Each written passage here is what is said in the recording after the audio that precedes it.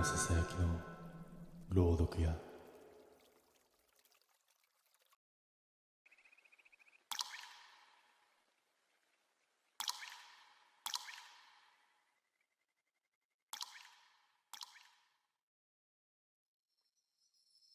もみじの季節になるとどうしても思い出してしまう出来事がある。あの日、俺は一人で山へもみじ狩りに出かけた。場所は坂本から教えてもらった穴場で、人が少なくて景色がいいと評判だった。駐車場に車を止め、山道をゆっくり登る。赤や黄色に染まった木々が風に揺れてカサカサっと音を立てていた。最初はただ気持ちが良かった。誰もいない静かな道を歩きながら落ち葉を踏む感触を楽しんでいた。けれど、ある瞬間から違和感が始まった。ふと視界の端に人影のようなものが混じっていた。振り返っても誰もいない。それなのに落ち葉を踏みしめる音が俺の足音とは別に一つ増えていた。立ち止まると音も止まる。歩き出すとまた重なる。気味が悪くなってペースを速めた。けれど山道は静まり返り、鳥の声すら消えていた。やがて開けた場所に出た。一面に広がるもみじの斜面。本来なら感嘆するはずの光景だ。だがその中に妙なものを一つ見つけた。赤や黄色の葉に混じって、そこだけ色が抜け落ちたように灰色の塊があったんだ。目を凝らすと、それは人の形をしていた。背を丸め、枝に覆われながらこちらをじっと向いていた。いや、枝に覆われているのではなかった。もみじそのものがそいつの体から生えていた。葉が顔にまとわりつき、目や口の位置ははっきりしない。けれど確かに俺を見ていた。俺は足がすくんで動けなかった。落ち葉の中に紛れているはずなのに、灰色のそいつだけが浮かび上がるように異様だった。その時、ポトッと音がした。足元に葉が一枚落ちてきたんだ。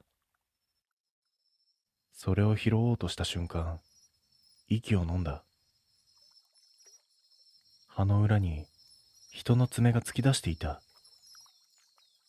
赤く染まった爪先が土にめり込むように動いていたんだ。慌てて葉を払い落とした時には、もうあの灰色の塊はいなかった。ただ、風が吹くたびに無数の葉が舞い、どれもが人の手のように伸びてきている気がした。俺は逃げるように山を降りた。駐車場に戻るまでずっと背後から外れの音がついてきた。それ以来、紅葉の季節になると、あの灰色の影がどこかに紛れているのではないかと、周囲を確かめずにはいられないんだ。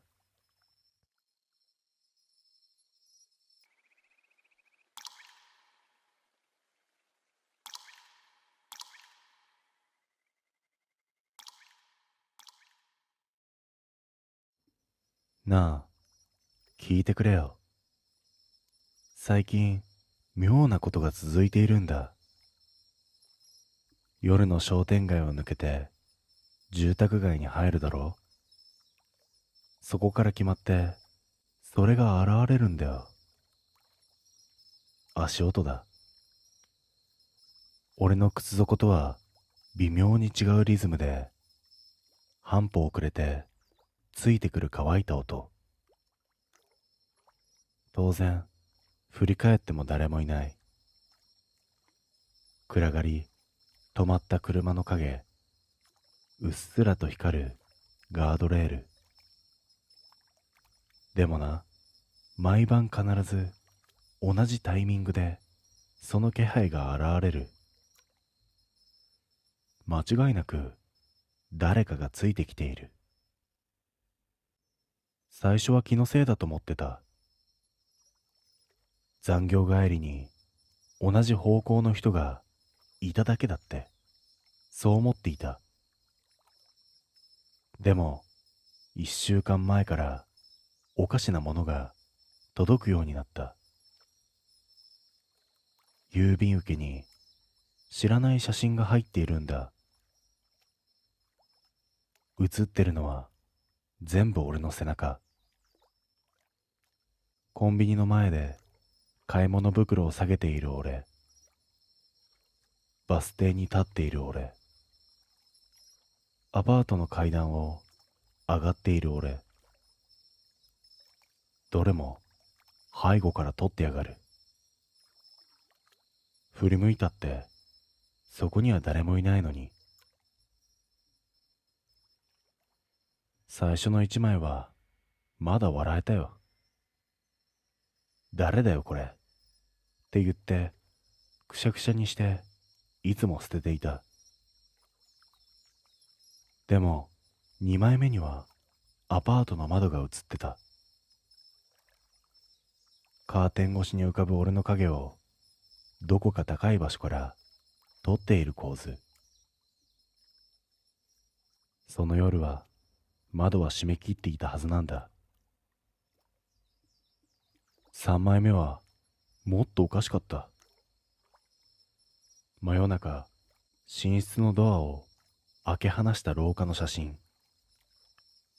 その奥に立つ俺の姿。寝てたはずの俺がそこに立ってる。その服装のままで、そのまま。頭の奥で何かがカチッと音を立てて外れた感覚がした。これはもういたずらじゃない。そう声が勝手に口から出てた。あの足音は今夜もついてきてる。アパートまで2ブロック。首筋に汗が張り付くのがわかる。歩幅を変えてみたり、わざと止まっては靴紐を結ぶふりをしたりして耳を澄ます。やっぱりいるんだ。俺が止まると足音も止まった。遠くで息遣いみたいなものが混じった気がする。胸の奥に冷たい塊ができる感覚。見えないのに確かに存在している何かが俺の生活に入り込んできてる。俺は警察に行こうか一瞬悩んだ。だがその前に証拠が欲しいと思ってしまった。その浅はかさが俺の首を絞めることになるとも知らずに。背後で乾いた音が一つ跳ねた。アスファルトに小石が転がるような軽い音。その後で静寂。一歩、また一歩。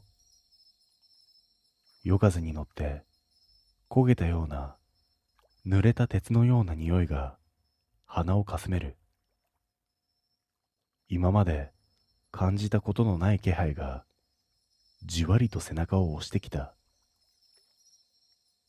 ただのストーカーじゃない。そんな直感が唐突に胸を貫いた。あの夜からもっとおかしなことが起き始めた。あれ以来俺は自分でも笑えるくらい慎重になってた。玄関のチェーンを二重にして、窓も全部鍵をかけ、帰り道をわざと変えた。それでも何かが俺の生活の奥にまで染み込んでくる感覚が消えなかった。スマホの通知音が鳴って、見たことのない差出人からメッセージが届いた。今日の帰り道も気をつけてね。その一行と添付された画像。そこには見覚えのあるアスファルト、俺の靴先、そしてすぐ後ろにぼんやりと浮かぶ白い影。こんなもの撮った覚えなんてない。俺のスマホから送られてきたように見えるのに、俺はシャッターを押してない。次の日、俺は意を決して職場から駅まで全く違うルートを使った。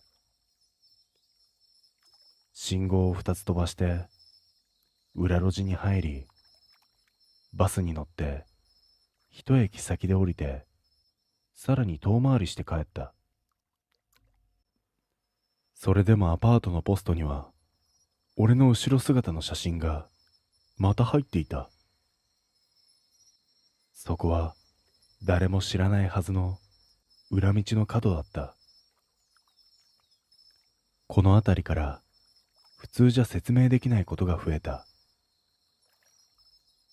例えば深夜に鳴るインターホン。モニターを確認しても何も映っていないのに、外の空気だけがざらつくように揺らいで見える。玄関の覗き穴を覗くと、真っ暗な何かがレンズいっぱいに押し当てられていて、すぐに離れていく。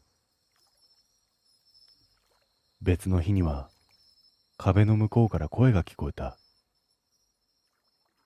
見てるよって小さな子供のささやき声みたいに。耳を澄ますと一瞬で消える。ラジオのノイズかと思ったが、俺はラジオなんて持ってない。夜中に目を覚ますと、天井にうっすらと黒い線が引かれていた。それはよく見ると文字になっていた。次はもっと近くまで行く。朝になったらその文字は消えていた。あれは目の錯覚だったのか、それとも。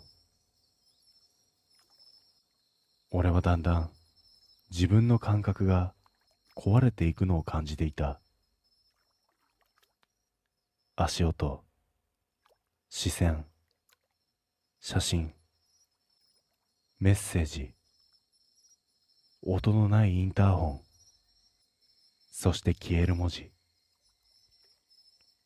どれもが混じり合って、どこまでが現実で、どこからが夢なのか、だんだん曖昧になっていく。ある夜、決定的なことが起きた。エレベーターの扉が開いた瞬間、奥に俺が立っていたんだ。俺と同じ格好、同じ姿勢。ただ顔だけがぼやけて見えなかった。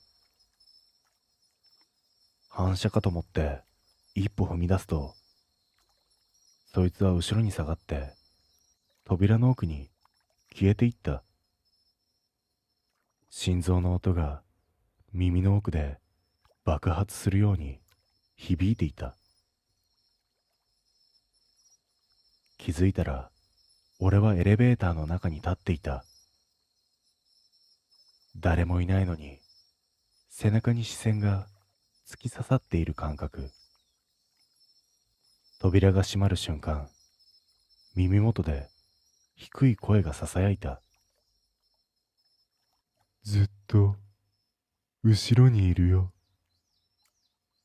その声は俺の声に似ていた。もう限界だった。人間のストーカーにしては手口が異常すぎるし、でも怪物だとしたら何のためにこんな真似をしているのかわからない。現実と幻の境目が壊れていく中で、俺は一つだけ決心をした。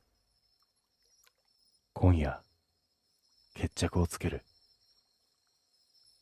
そうつぶやいたとき、窓の外に白い影が浮かんでいた。人影というより顔のない影の輪郭。その輪郭が俺の部屋の窓ガラスにそっと手を当てた気がした。指の跡のような曇りがガラスに残り、ゆっくりと内側へ動いた。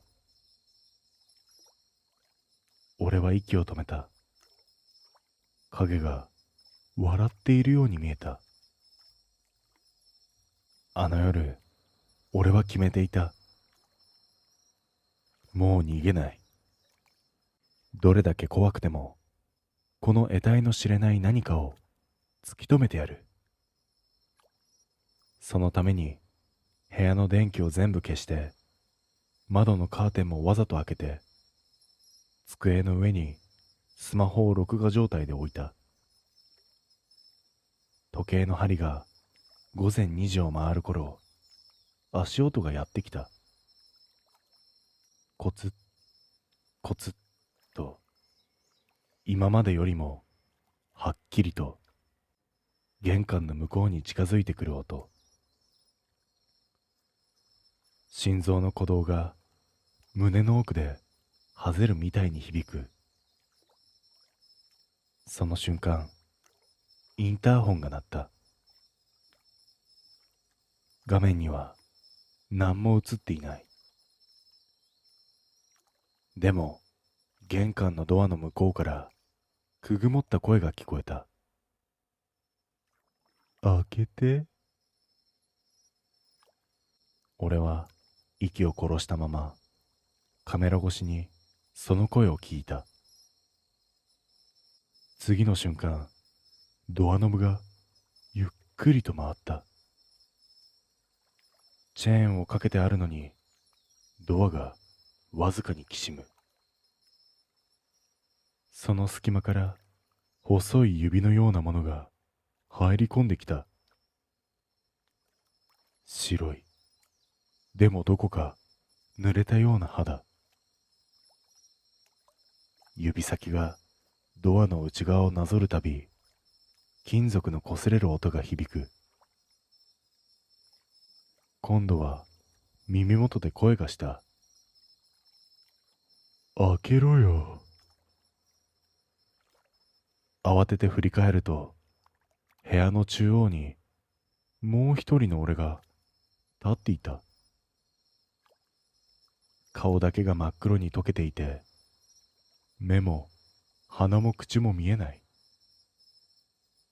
だが動きは俺そのもの。そいつは俺の方に一歩ずつ近づいてきた。同時に玄関の隙間から伸びた白い指もずるずるっと長くなって床を這う。それが俺の足首に絡みつこうとする。人間のストーカーだと思っていたものと怪異のそれが一つになって押し寄せてくる感覚。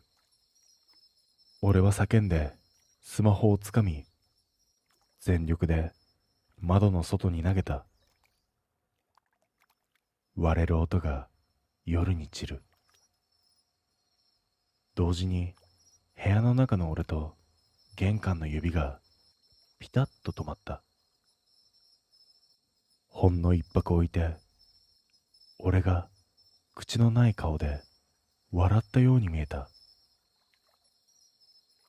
そして窓の外からかすれた声が返ってきた。ここまで来たね。その声とともに部屋の空気が一気に冷たくなった。呼吸が白く煙る。背後の壁一面にあの写真が何十枚も貼り付いているのに気づいた。どれも俺の背中。だが最後の一枚だけ振り返った俺の顔が映っている。目がない俺の顔が。玄関のチェーンがゆっくりと自然に外れていく音がした。カチッカチッと。次の瞬間、ドアが勢いよく開き、黒い影と白い指が同時に部屋に飛び込んできた。もう見てるだけじゃないよ。耳元でその声がはっきりと聞こえた。俺は後ずさったが、背中に冷たい壁を感じた瞬間、足元から何かにつかまれた感触が走った。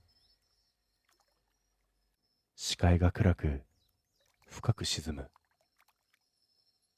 叫び声も息も全部吸い込まれていくような、そんな感覚。最後に見えたのはスマホの画面。床に落ちて録画が続いていた。そこに映っているのは俺の部屋に立つ俺だけ。もう一人の俺がゆっくりとこちらに顔を向け、指に唇を当てた。その瞬間、画面が真っ暗になった。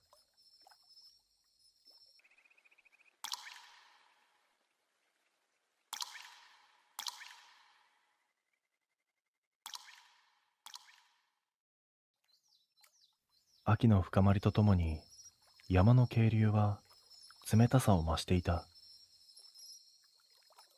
それでも紅葉に染まる景色の中で竿を振るのは格別だと川島に誘われて俺たちは出かけた。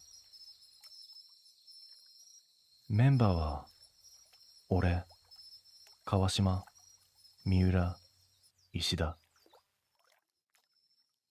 早朝に出発し、昼過ぎには人気のない谷へとたどり着いた。川面は透き通っていて、石の陰にイワナが潜んでいるのが見えた。仕掛けを沈めればすぐに魚が食いついた。おー、やっぱりこの時期は釣れるなぁ。と石田が嬉しそうに声を上げる。三浦も子供みたいにはしゃぎながら立て続けに2匹を釣り上げていた。俺も竿を振り、川島が「今日は宴だな」と笑った。賑やかな時間が流れた。だがその空気は不意に崩れた。三浦が川の中央近くに立ち、身じろぎもせずに水面を凝視していた。呼びかけても返事はなく、瞳は何かに吸い込まれたように揺れていた。次の瞬間、三浦は竿を投げ出し、そのまま川へと歩み出した。おい、そっちは危ないぞ。と、俺と石田が慌てて駆け寄る。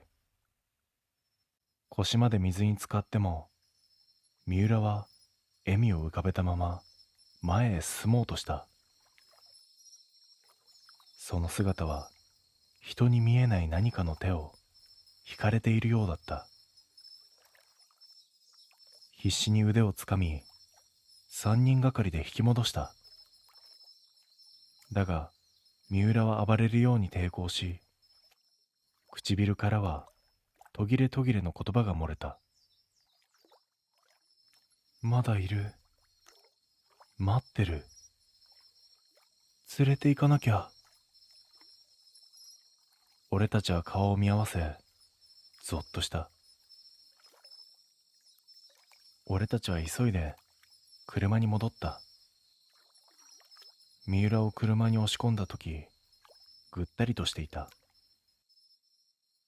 時々目を開け、後部座席の窓越しに山の方を見てはかすかに笑っていた。川島が震える声で言った。やばいな。山に長居したら俺たちまでおかしくなっちゃうよ。急いで山を降りようと車を走らせた。だが道の両脇から吹き寄せる風は異様に重く、窓を閉めていても耳元でささやくような音がした。石田が耐えきれず音楽をかけたが、ラジオは雑音しか流れず、カーナビの画面は真っ暗になった。後部座席で三浦が突然起き上がった。顔をこちらに向けず、窓に額を押し付けて外を凝視していた。俺は慌ててバックミラーを見た。細い参道の後ろ、木々の間にいくつもの黒い影が揺れていた。人影のようだが輪郭が曖昧で、もみじの色ににじみながらついてきている。アクセルを踏み込んでも影は距離を変えずについてきた。三浦の口元が大きく裂けるように笑った。もう一人必要なんだよ。俺も川島も石田も言葉を失った。やっと山を抜け街の明かりが見えた時には全員ほっとしていた。三浦はというと眠り込んだまま何度ゆすっても目を開けなかった。その夜民宿に泊まり、交代で三浦を見張ることにした。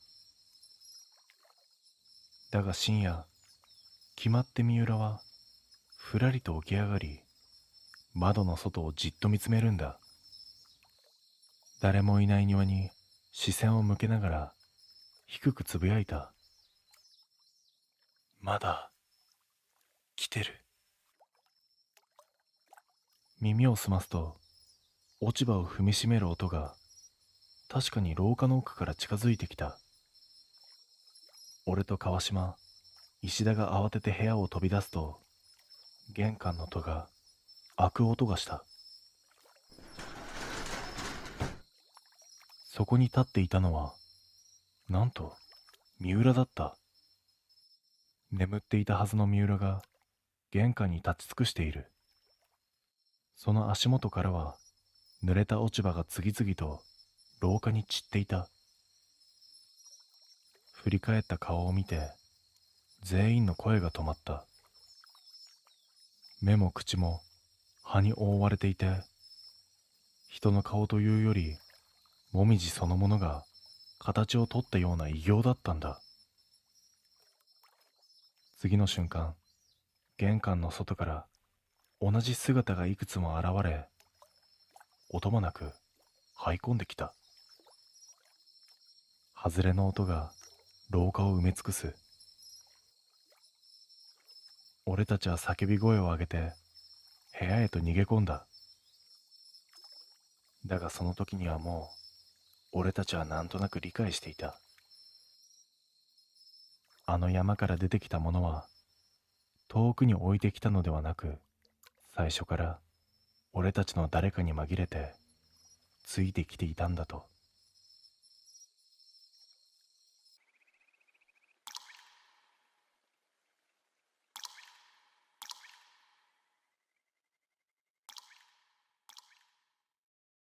3年付き合っている彼氏の部屋。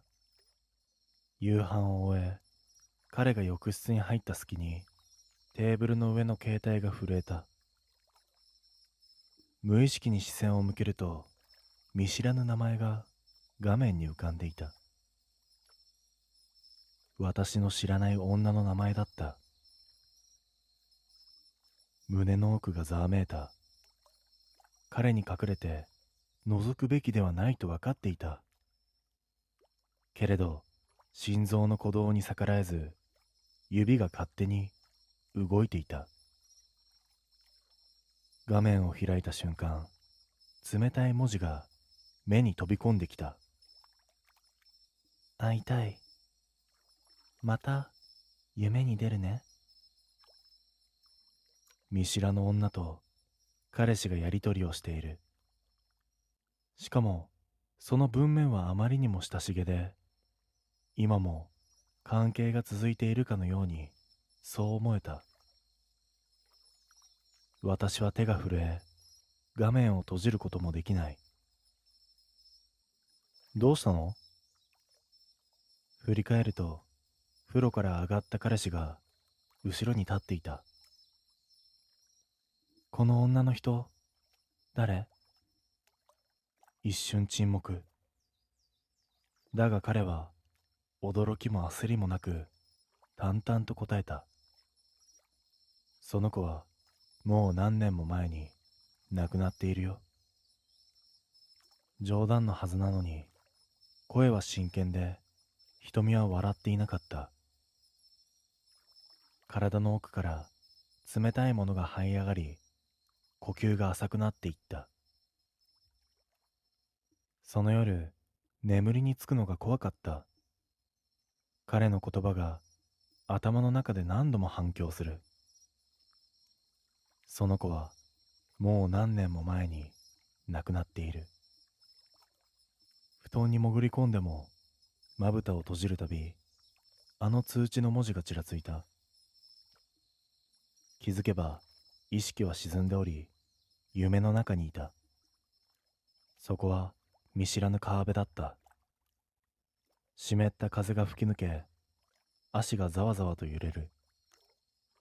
あたりは薄暗く、どこか異様な静けさが漂っていた。その川辺に一人の女が立っていた。白いワンピース、髪は長く、顔は影に隠れてはっきり見えない。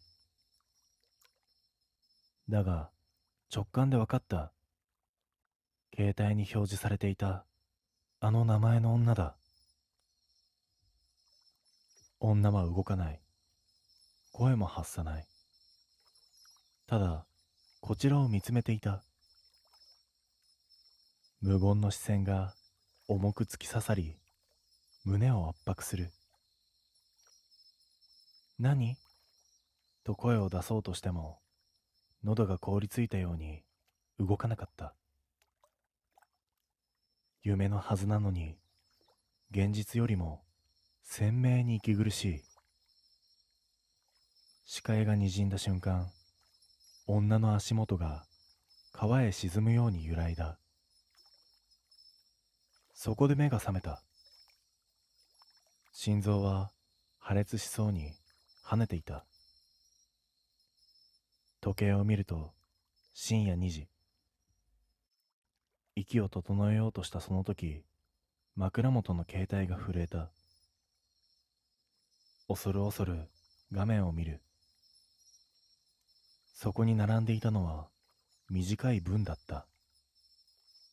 別れて、別れて、別れてよ。同じ文字列が何十行も繰り返されていた。指先から血の気が引き、喉が固まって声が出なかった。翌朝、重たいまぶたをこすりながら私は家を飛び出した。夜のメールの恐怖が抜けず、体の芯がまだ震えている。頼れる人は思いつかなかった。ただ近所にある古い寺のことだけが頭に最初に浮かんだ。境内に足を踏み入れると、夏の日差しの下なのに空気は冷たかった。鐘楼の影の奥から現れた住職は、私の顔を一別すると眉を寄せた。どうされました？かすれた声に抑えていた感情が一気に溢れた。彼氏の携帯に届いた通知、夢に現れた女、そして深夜に届いたあの異様なメッセージ。途切れ途切れに住職に説明すると、住職の表情はますます険しくなっていった。しばらく沈黙した後、低い声でこう告げられた。それは怨念です。背筋が凍りついた。怨念と思わず聞き返す。住職は静かにうなずいた。女の魂があなたに忠告をしているのです。取り込まれる前に逃げなさい。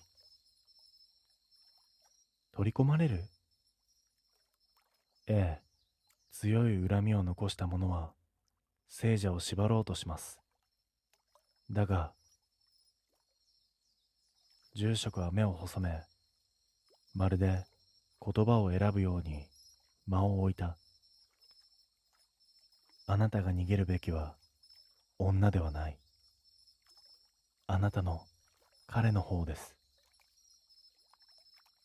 胸がキュッと締め付けられた。愛しているはずの彼。けれど、昨夜の夢と通知、すべてが頭の中でつながってしまう。信じたくないのに、足は震えて、視界がぐらついた。住職は重ねてこう言った。今すぐ彼から離れなさい。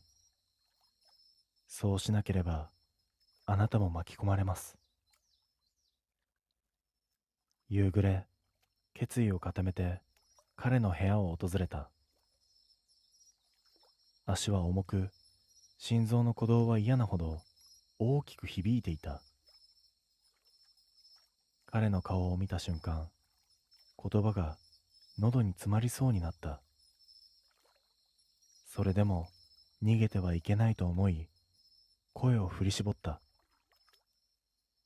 あの女の人、本当は誰なの？彼は一瞬、無表情になった。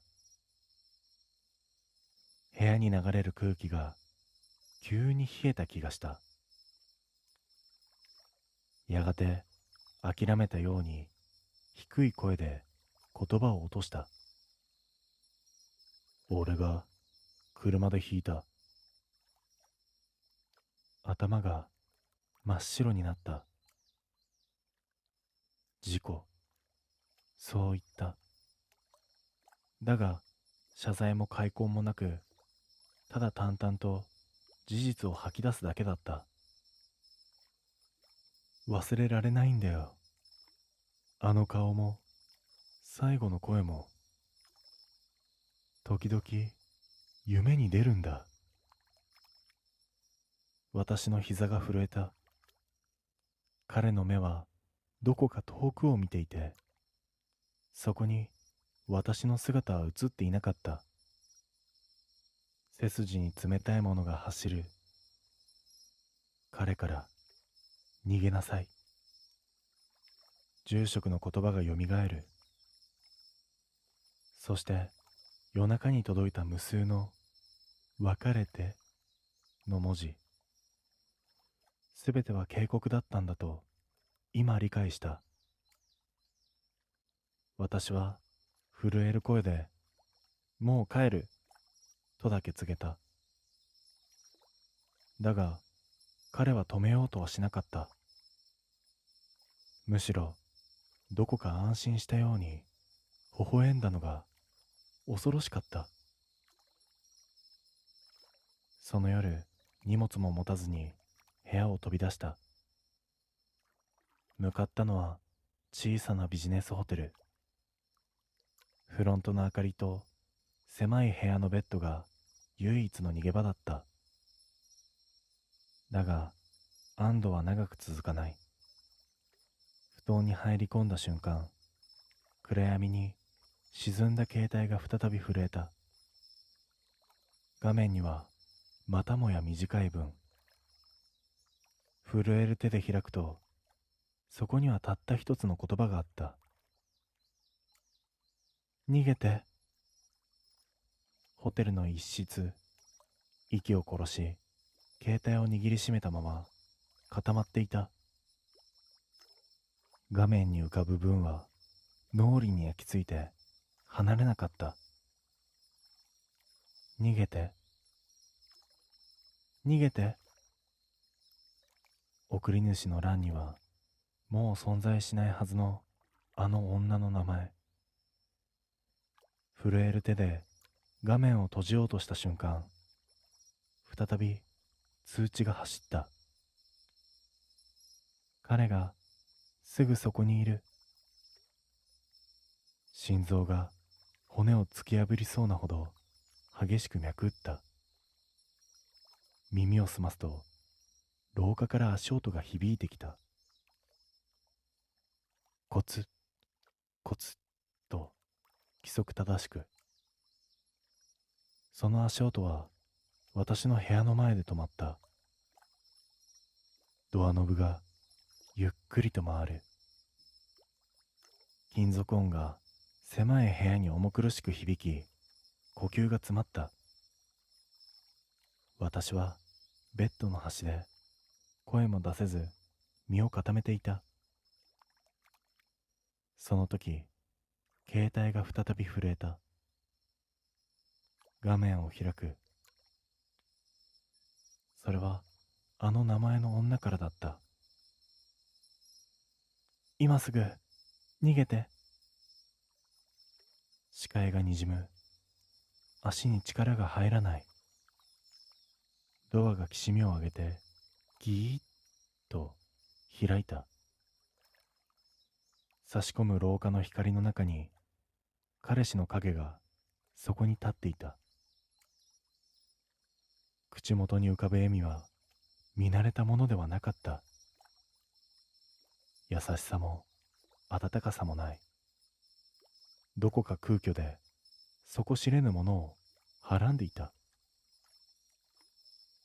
見つけたと低い声が部屋を満たした瞬間、携帯の画面が真っ暗になった。最後に残ったのはあの女の声なき叫びが頭にこだまする感覚だけだった。逃げて。しかしもう逃げ道は塞がれていた。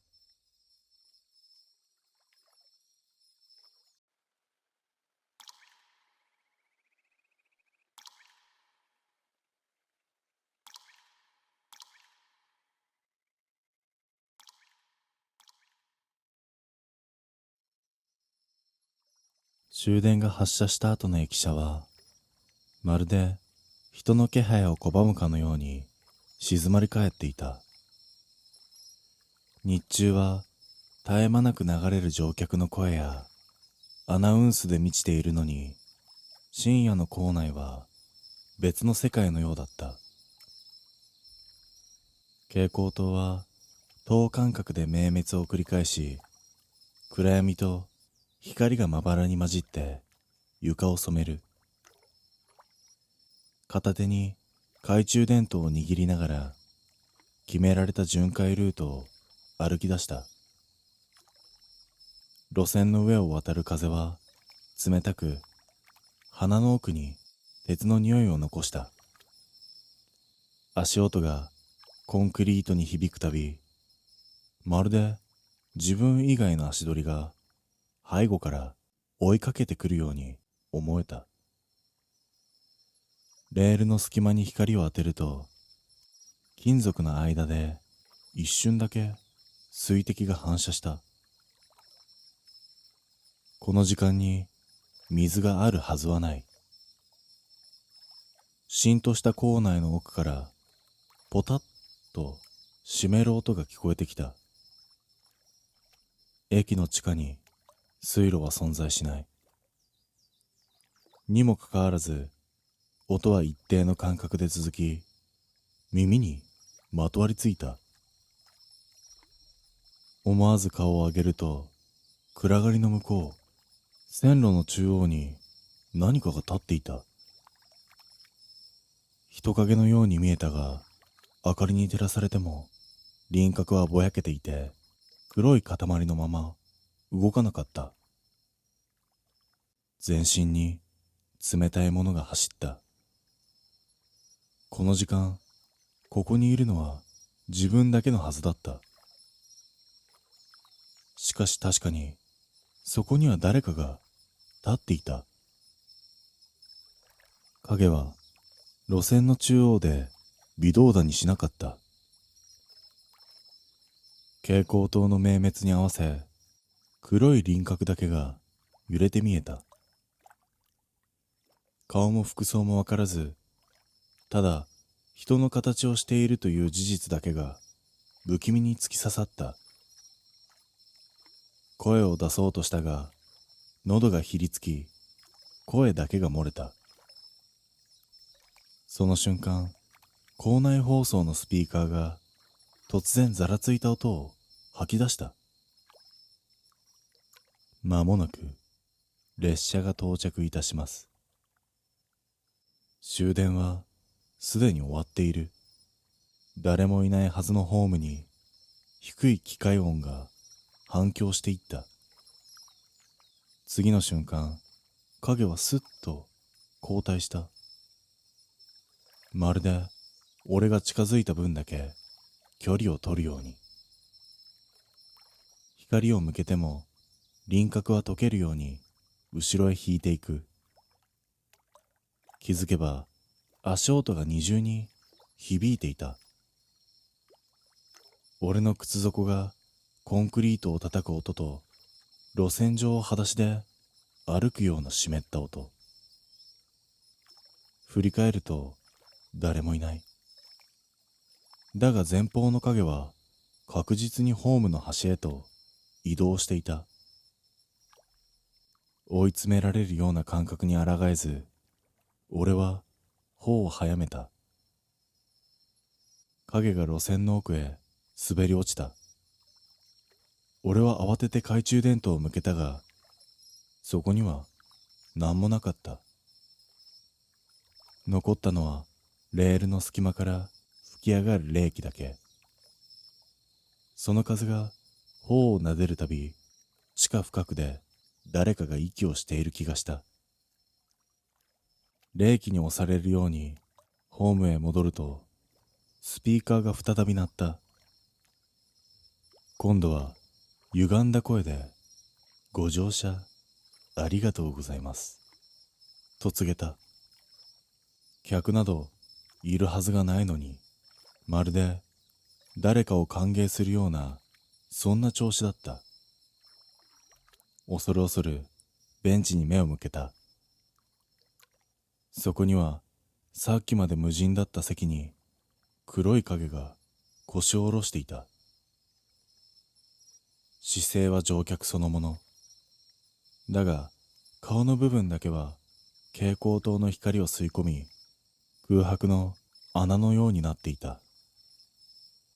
走って逃げ出そうとした瞬間、地面が震えた。線路の奥から轟音が迫り、存在しない列車が突進してきた。ホーム全体が揺れ、壁に貼られたポスターが一斉に剥がれ落ちた。暗闇の中、風圧に押されて身を伏せると、通過したはずの列車の姿は見えなかった。音だけが耳を裂き、影だけがベンチに残されていた。やがて震えが収まったとき、ベンチの上は空になっていた。だが、座面には大きな濡れた跡が残っており、水が滴り続けていた。指先で触れた瞬間、足元から次は終点ですという声が響いてきた。床板の隙間から無数のささやきが重なり合って湧き上がっていた。振り返るとホーム全体が闇に沈み、構内の出口は消えていた。そこに残されたのは俺と絶え間なく滴る水の音だけだった。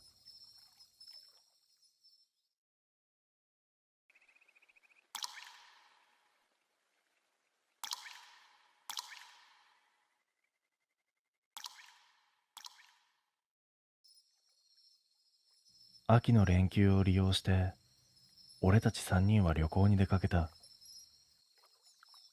メンバーは俺と三友、それに工藤。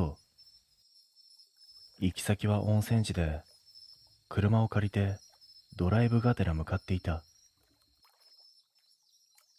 ナビに目的地を設定して高速に降りて山道に入る。最初は順調だった。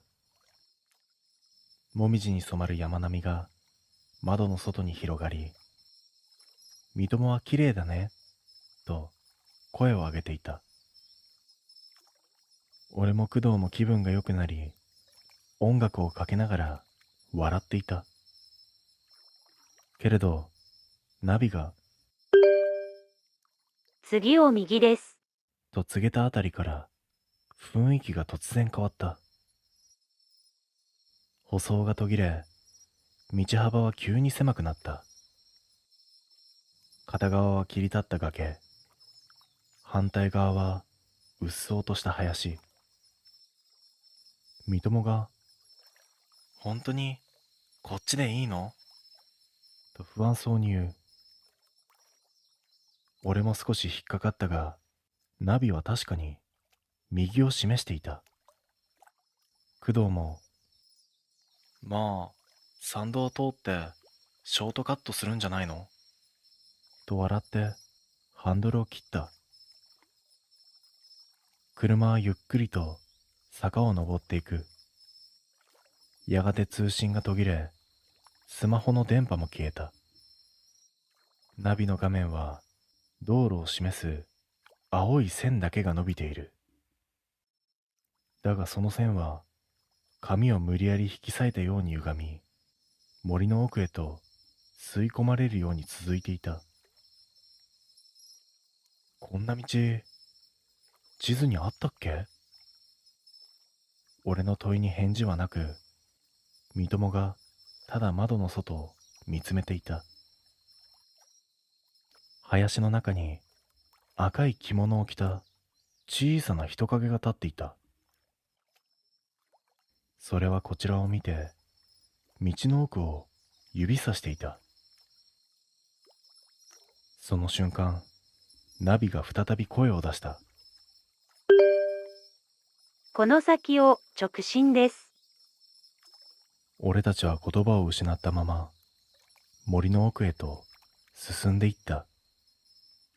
道はさらに細くなり、木々がフロントガラスに覆いかぶさるようになった。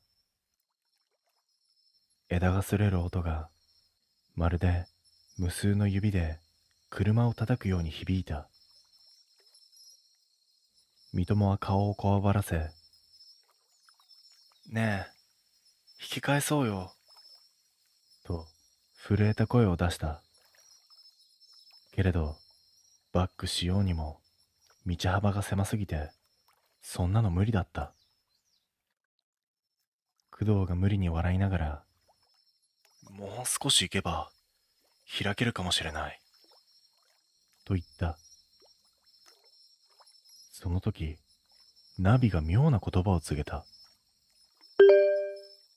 ここで降りてください。俺たちは顔を見合わせた。目的地に着いたのかと思ったが、周囲には何もない。朽ちた鳥居のような木の柱が立ち、奥には獣道が伸びているだけだった。画面を確認すると、目的地の表示は消え、真っ白な背景に、到着しました、とだけ浮かんでいた。工藤が不意にシートベルトは外した。目がうつろで、まるで誰かに操られるようにドアを開けて外に出て行った。俺と三友が慌てて呼び止めたが、工藤は鳥居の奥へと足を踏み入れようとしていた。その時、ナビがもう一度告げた。次はあなたです。画面には俺と三友の名前がまるで誰かに入力されたかのように浮かび上がっていた。俺は慌ててエンジンをかけ直し、工藤を置いて車を走らせた。三友は泣きながら叫んでいた。振り返ると工藤の姿はもう見えなかった。ただナビの画面には目的地まで残り2人と表示され続けていた。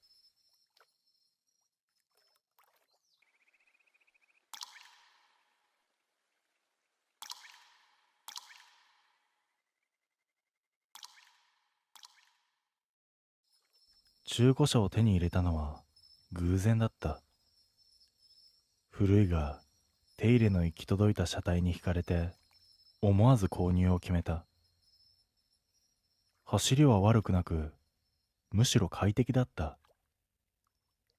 だが不思議なことに気づくのは早かった。備え付けのカーナビが時折存在しない道を示すんだ。住宅街の真ん中に突然現れる林道や川を横切る直線道路、どれも地図には載っていない。最初は古い機種の誤作動かと思った。だがある日、示された曲がり角を進んでみると、本当にその道が現れた。舗装もされていない細道、薄暗い森の中へと伸びている。まるでナビがそこへ行けと命じているように光っていた。エンジン音が妙に響き、耳に残る。ハンドルを切り返そうとしたが、タイヤは自動的に細道へ吸い込まれるように回っていた。背筋を冷たいものが走った。ナビの画面には赤い点が瞬いていた。そしてその下には見覚えのない文字が浮かび上がっていた。進めと。俺は夜ふと試したくなってもう一度ナビを起動した。画面にはやっぱり地図にない道が浮かんでいた。普段は灰色の線が今夜は赤々と光っている。こっちへ来いと呼ばれている気がした。街灯も人影も途絶えた郊外。俺はハンドルを握り直し、画面の指示に従うと細い林道が口を開けていた。ヘッドライトの光に浮かぶ木々は不自然にも左右へ避けていくようにそう見えた。進むほどにラジオは雑音しか流れなくなり、携帯の電波も消えた。それでもナビの声だけは濁った音質で響き続ける。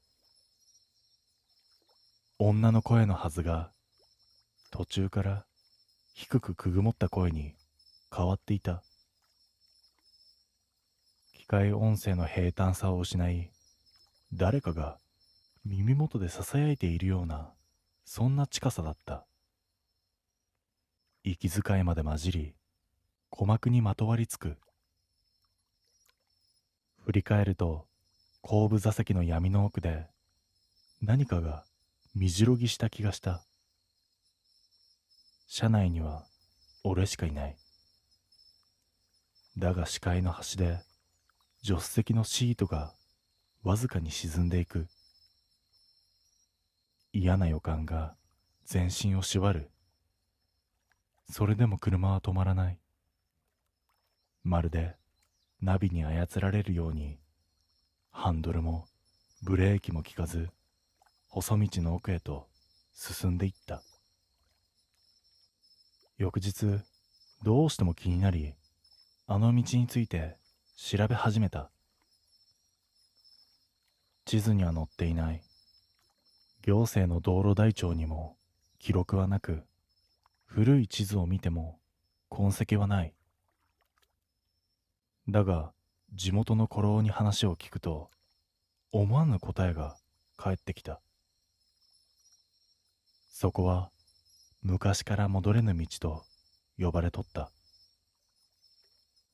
何十年も前、森の奥で連続して車の事故が起きた。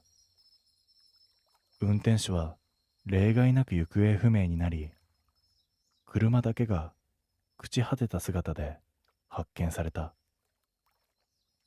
その場所がちょうどナビが示す林道の先だった。古老は視線をそらしながら続けた。呼ばれたら最後、降りられん。道が勝手に人を連れて行くんだ。そう古老は言った。あの夜、確かに俺はハンドルを握りながら自分の意志で運転していなかった。足はアクセルから離れていたのに、車は滑るように進んでいた。帰宅後、恐る恐るナビを確認すると、画面に一つの文字が赤く浮かび上がっていた。それは、止まるなと表示されていた。その瞬間、車内に誰かの息が吹きかけるような感覚が走った。後部座席からシートがきしむ音が響いた。その夜、最後の確かめとして再び車に乗り込んだ。エンジンをかけると、ナビは何にも操作していないのに自動で起動する。画面には赤い線が震えるように伸びて、例の林道を指し示していた。進め、と、今度は声がはっきりと耳元で囁いた。ブレーキを踏んでも効かない。ハンドルを切ろうとしても、まるで見えない手に押さえ込まれているようだった。道はどんどん狭くなり、両脇の木々がガラスを擦る音が響いた。バックミラーには自分ではない顔が映っていた。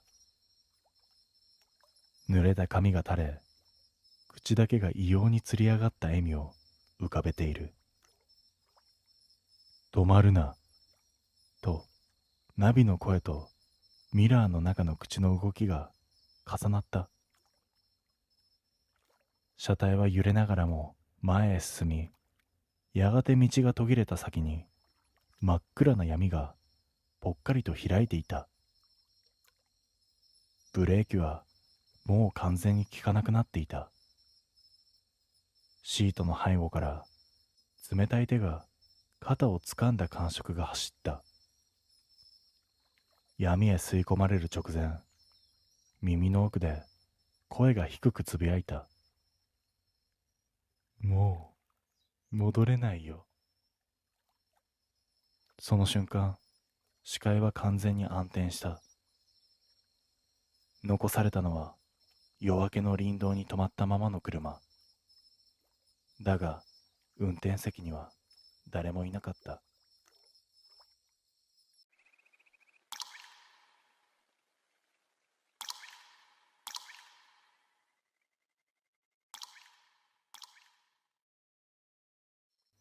これは私が体験した摩訶不思議な出来事です。12月はもうすぐ年末という頃、大学受験を間近に控えていた私は、最後の追い込みで深夜まで机に向かう日々を送っていました。夜食、持ってきたわよ。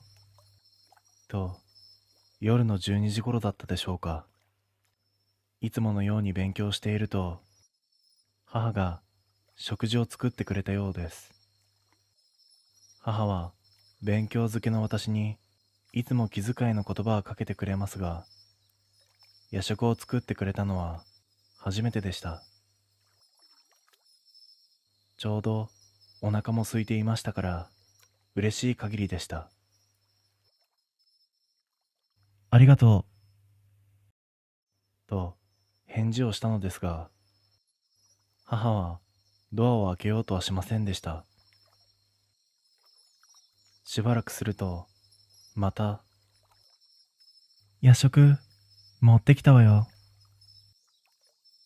そういうので、ひょっとして手が塞がっているからドアを開けてほしいのかなと思い、ドアを開けました。しかし私はそこでフリーズしてしまいました。部屋の外には誰もいないだけではなく、階段から見える1階も真っ暗でした。え、どういうこと？全く想定外の出来事に理解が追いつきませんでした。私は急いで1階へ降り、両親の寝室を見てみましたが、父も母も共にぐっすりと寝ていました。翌朝、母に尋ねてみました。ですがやはり母はすっかり寝ていて起きていなかったそうです。あ、そういえばね。と、母は何かを思い出して続けました。お母さん、そういえば夢を見ててさ、あなたが勉強頑張っていたから夜食でも作って届けてあげようと思ったの。それで夢の中で夜食を作って届けようとしたんだけど、なぜかうちの階段をいくら上がっても2階にはたどり着けなくって、そのうち疲れてご飯も冷めちゃったから自分で食べちゃったっていう夢を見たの。あの時、夜食を持ってきたわよと言ったのは誰だったのでしょうか。二度はっきりと聞いたので、聞き間違いではないと思うのです。声も母に間違いないと思います。そしてそれは母が見た夢と何か関係があるのでしょうか。私には知る由もありません。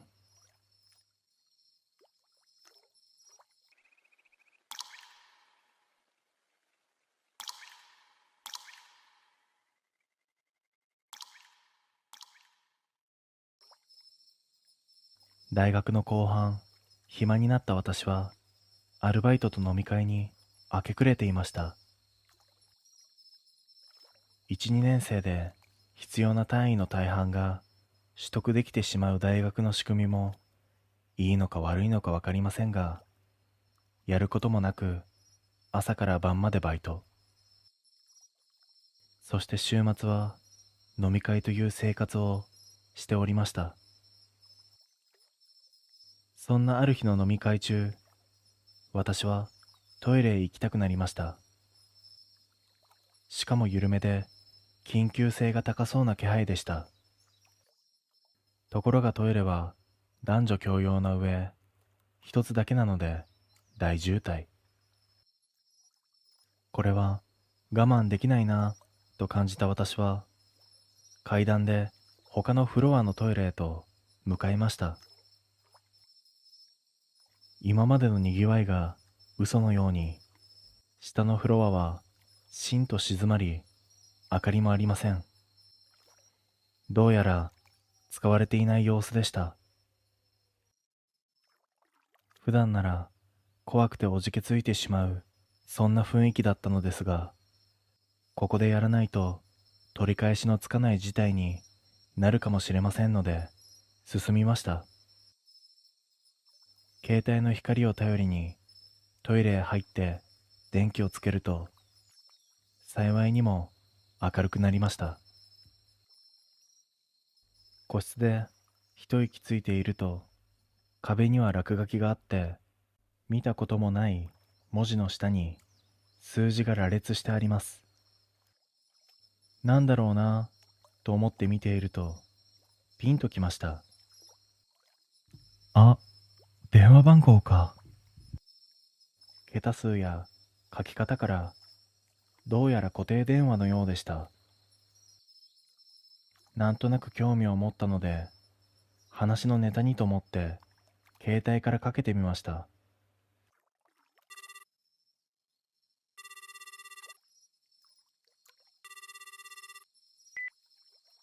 呼び出し音に続き、相手が出て喋り始めました。ところが、日本語だとは思うものの、全く意味が通じませんでした。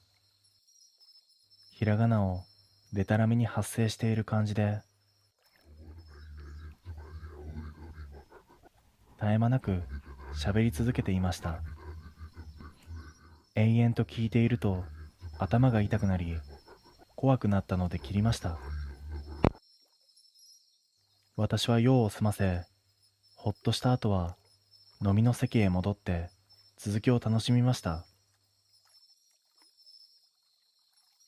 翌日、ふとトイレで電話をかけたことを思い出しました。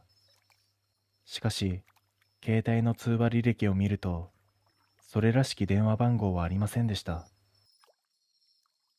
自分で消した記憶がなかったので、おかしいとは思ったのですが、まあ、酔っていたし、特に気には留めませんでした。ところが数日後、異変が起きました。バイトで休憩中に会話をしていると、急に他の人の言葉が聞き取れなくなりました。喋っているのはわかるのですが、あの時トイレで聞いたようにめちゃくちゃな日本語になっていました。突然の出来事に困惑しましたが、すぐ元に戻っていました。今のは何だったのか。多分気のせいだと思いながら、売り場で黙々と商品補充をしていると、目の前に常連客が近寄ってきて、私をじっと見てきました。私はとあるスーパーで商品補充のアルバイトをしていました。そのスーパーはほとんどが常連客というくらい地元感あふれる、そんな店舗でした。ですが、客の中でもとりわけ要注意というか、癖のある人がいました。私を凝視しているのはその中の一人、通称値引きばあさんでした。これ安くならないのと、賞味期限ギリギリの商品を持ってきては店員へ交渉してくるのが特徴でした。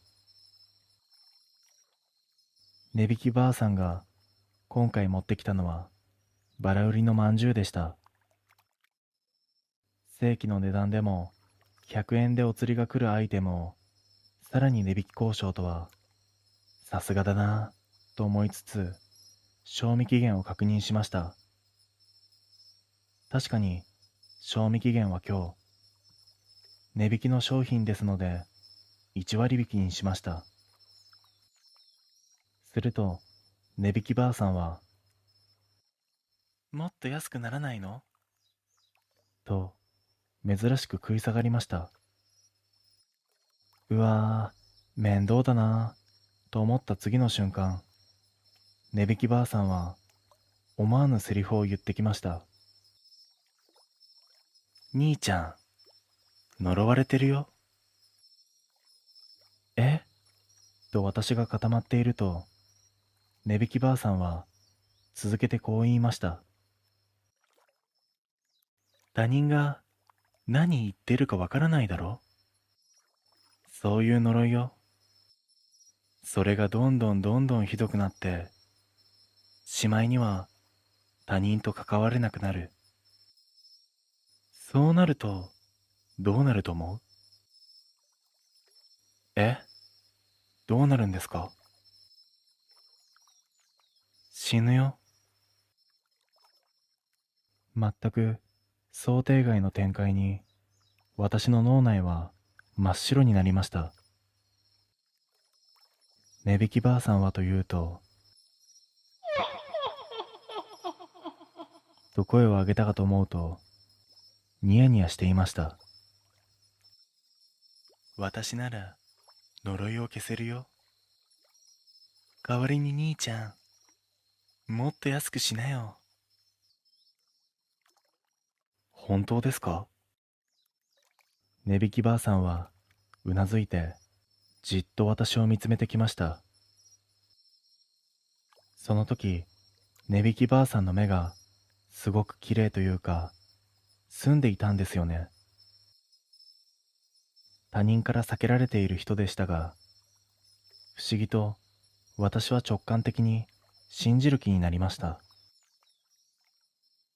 そして私はまんじゅうに5円というタグを貼りました。店長に見つかったら確実に怒られる、ありえない値引きをしました。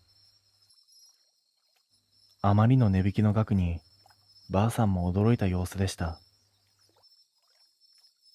兄ちゃん、気に入った。明日、道具持ってくるよ。そう言っていなくなりました。次の日、値引きばあさんは数珠を渡してきました。それをいつも身につけていなさいよ。ありがとうございます。とお礼を言うと、ニヤニヤしながらばあさんは言いました。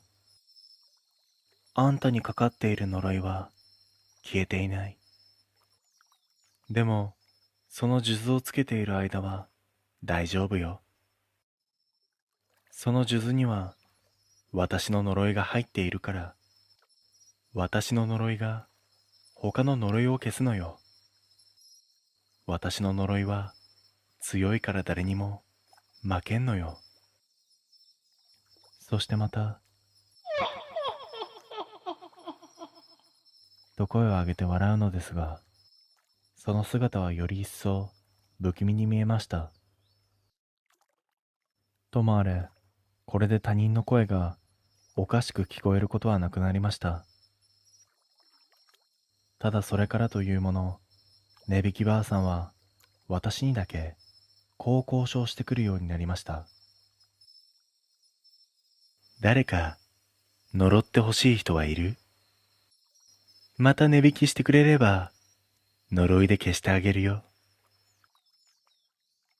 間に合ってますと断っていましたが、多分お願いしたら本当に値引きばあさんの呪いは効果を出すんだろうなと私は思ってます。私はその後地元を離れて暮らしていますが、値引きばあさんにもらった数珠だけは肌身離さずつけています。この数珠をつけていないと、やはりまた他人の言葉がおかしく聞こえてしまうからです。ちなみに在学中、もう一度あの落書きがあったトイレに行ってみました。すると落書きがあった部分だけ誰かが拭いたようにきれいになっていました。それを書いた人が消したんでしょうか。関係のない人は呪いなんてと思うかもしれませんが、私たち当事者にとっては死活問題です。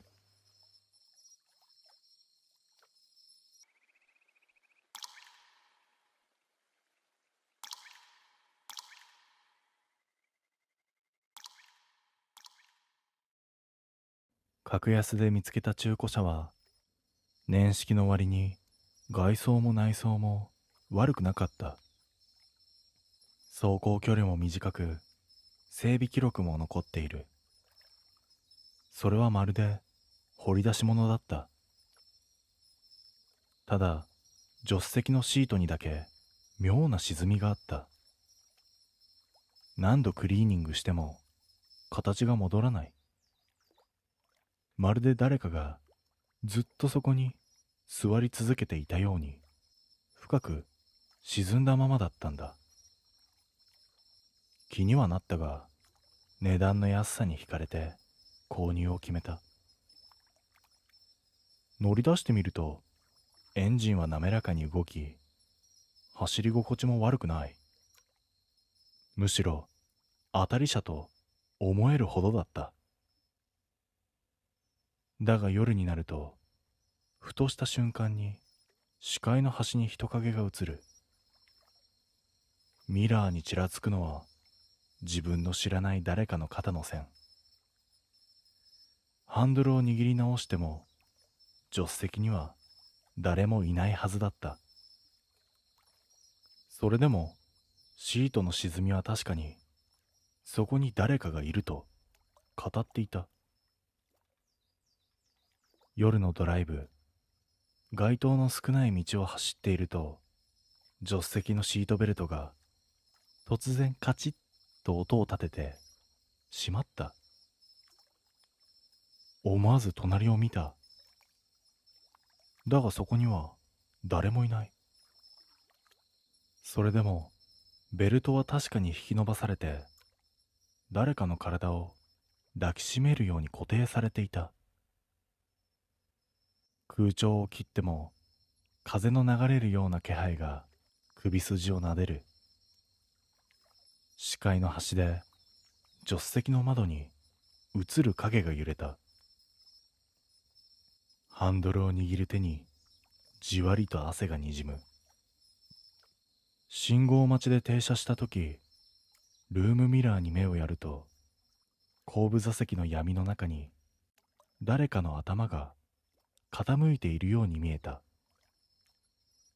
慌てて振り返るとそこには何もない。だが次の瞬間、助手席のヘッドレストがわずかに沈んだ。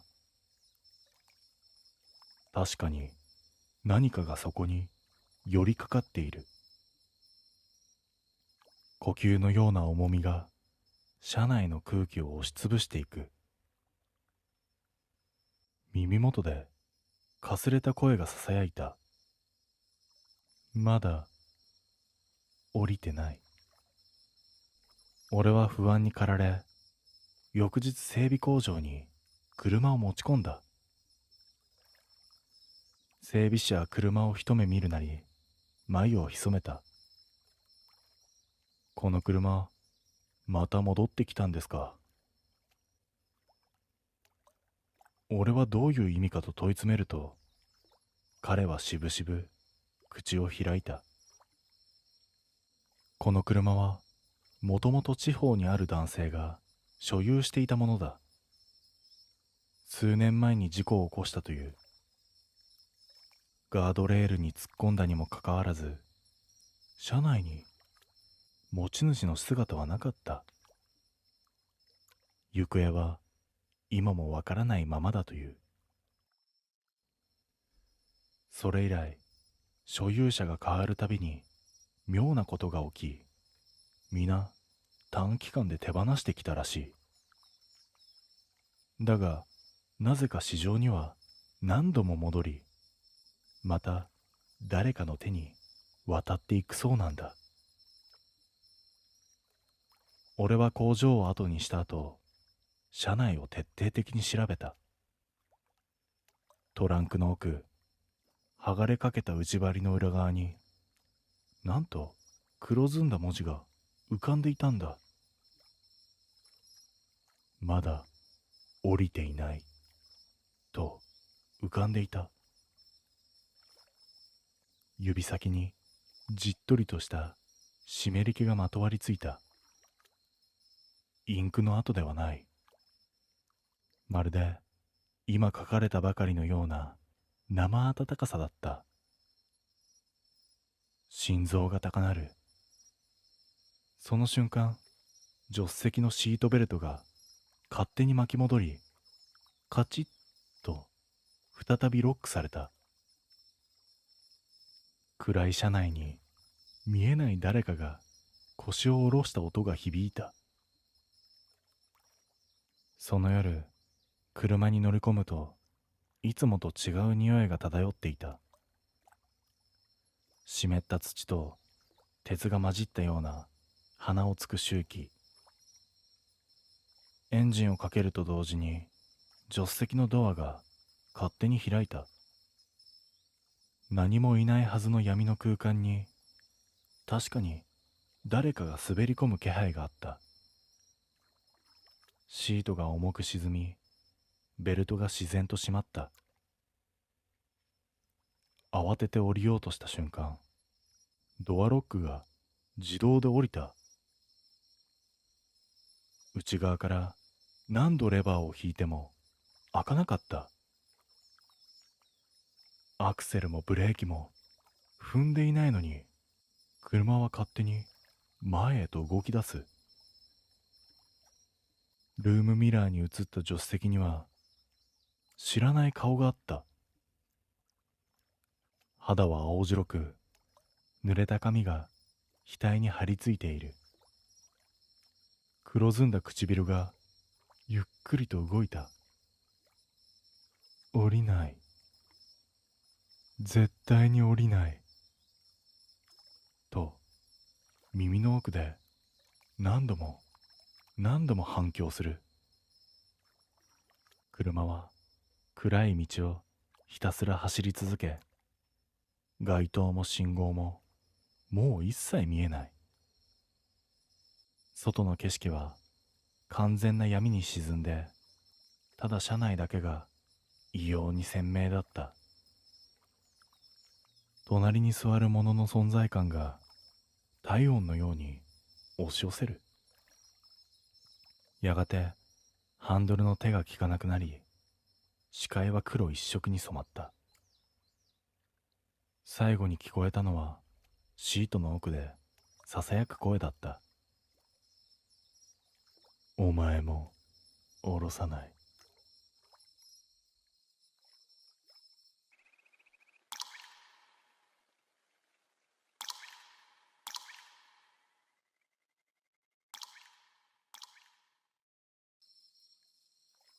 世の中、物騒な事件って多いですよね。明日は我が身だと人事だと思えなかった私は、一人暮らしで最大限の注意をするように心がけていました。そこでよくやっていたのが、誰もいない自分の部屋に帰宅をしたらまず声を出すという行動でした。出てきなさい。そこにいるの分かっているんだからね。そう叫ぶことで侵入していた犯人を威嚇しつつ、室内をすべて確認するのが癖になっていました。今思うと滑稽ですが、当時の私は真面目にやっていました。ある日、職場で仲良くなった同僚と遊ぶ機会がありました。私は一度帰宅したかったので、ちょっと寄ってからでいいと友人を部屋に招き入れ、準備をします。誰かと一緒なら安心なので、そういった確認は必要はありません。そもそもそういった行動を人前でやるのはさすがに恥ずかしいという自覚はありました。出発してしばらく飲み食いした後、友人が言いました。あのさ、こんなこと言うのもなんなんだけど、部屋ちょっと空気悪くない？え？私の？ちょっとやだ。ごめん、臭かった？いやいや、そういうんじゃなくって、なんかさ、その時初めて知ったのですが、その同僚は霊感があるのだそうです。そして私の部屋には霊がいると言います。ちょっと怖いんだけど。でもいるって言っても、なんて言うかな。雰囲気が弱いから気にしなくていいんだけど、なんか気になるんだよね。どっちなのよ。でも私の部屋、変なことなんて何もないよ。いろいろ話しているうちに、どうやら私が常日頃からやっていた声をかけるという行動が良くなかったそうです。誰もいない部屋に声をかけるという行動は、どうやら高齢の類なのだとか。当然ながら大多数の方には無関係なお話なのですが、霊感がある人にとってはやってはいけない行為、いわゆる禁忌になるそうです。私は全く自覚がなかったのですが、私には霊感があったのでした。前から思ってたんだけど、家のこともよく気にしてるよね。なんかね、鍵閉めたっけとか、電気消したかなとかは、すごく気になるよ。それ、幽霊に呼ばれてる場合もあるから。友人が言うには、そういった心配は、本来、強迫性障害の症状ですが、私に関しては、幽霊が原因の可能性があるらしいです。事実、私がそういった心配を抱えるようになったのは最近であり、何の前触れもなく突然始まりました。自分たちの方へ引き寄せたいとする霊が影響しているそうです。なぜ気になるようになったのかと私自身も不思議に思っていたので、少し腑に落ちた気持ちです。ですが、原因が分かったとて、実際に感じている私の不安はどうすればよいのでしょうか。そこも友人へ相談してみると、明確な答えが返ってきました。やっぱり自分を守るのは筋肉よ。袖をまくり上げて力こぶを作る友人の腕は、それ女性の腕なのとびっくりするほどに筋肉もりもりでした。お互い事務仕事で運動とは無縁だったので、なおさら驚きでした。それからは私も友人と共に体を鍛え、今ではベンチプレスは40キロ、スクワット60キロまでできるようになりました。筋肉が育つのは思いのほか楽しく、不安な気持ちが薄まって自信がついたような気もします。生活にも活気が満ち、筋肉って大事だったのだなぁと改めて思い知らされました。もはや今では幽霊ではなく、私は筋トレに取りつかれているのかもしれません。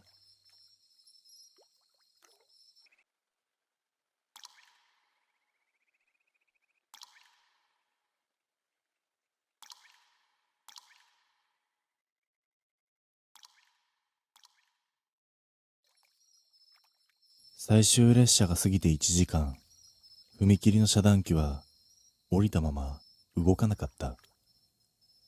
赤い警告灯が規則的に点滅し、無人の道路を血の色に染め続けている。列車はもう走っていない。この時間、鳴るはずのない警報が虚しく夜に響いていた。俺は指示を受け、現場へ向かった。湿った焼きが肌にまとわりつき、線路に近づくにつれて鉄と油の匂いがだんだん強くなる。懐中電灯でレールを照らす。金属面は黒く濡れて光り、まるで直前まで列車が走っていたようだった。耳を澄ますと路線の奥から音がした。ガタンゴトンと、まさに車輪が枕木を叩く重たい響き。